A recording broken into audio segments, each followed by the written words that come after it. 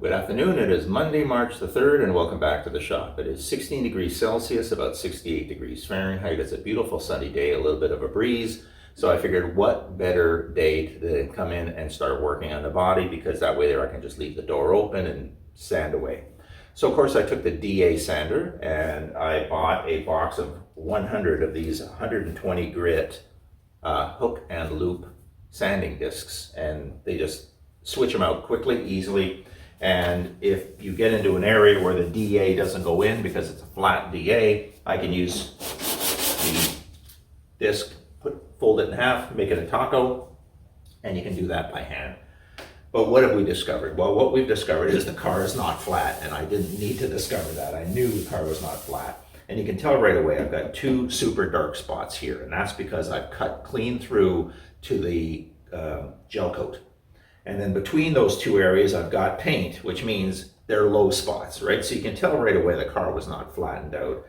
So what do we have to do? Well, I can't sand anymore here, because if I sand anymore, I'm gonna go through the gel coat, which is going to expose the fiberglass, and I don't want to do that. So we need to come back and we need to do filling on this car. So I'm gonna take the DA, I'm gonna do this whole car, and I'm gonna try to get it to this point here where it's gonna be a combination of gel coat, body filler, and maybe some primer. But basically, if we can get down to that level, I can then at least then build the car back up with filler, flatten that out using the blocks, get that close, and then when we come back, we can then prime it. And then once it's primed, that's when we can hit it with the 600 and 800 grits and make it flat for the paint.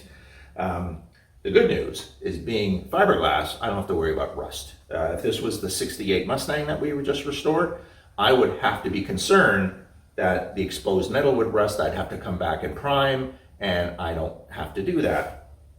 Now, the reason I want to cut this car down to this level is this clear coat. I can't be guaranteed what type of clear coat they used on this car. And if I'm sanding clear coat, even though they say you can sand clear coat and paint over top of clear coat, I don't want to take a chance that the transition between clear coat and non-clear coat, where the clear coat is going to be microns thin, is not going to lift, right? Will that separate? Will that saturate? Will any of the chemicals I use cause that to swell and wrinkle? I don't want to take that chance. So it's going to take some extra time, but I want to get this car to the point where, like I said, all I can see maybe is going to be filler, primer, or gel coat. And that's going to take a few weeks of sanding. But we got the spring coming now. It's gorgeous days. I can work on the garage and, put a few hours in every day, and we should be good. So that's it. Quick update. Just want to let you know what we're doing. Next time you see this car, hopefully there'll be a lot less paint on it. So if you enjoyed the video, hit the like button, and I'll see you then.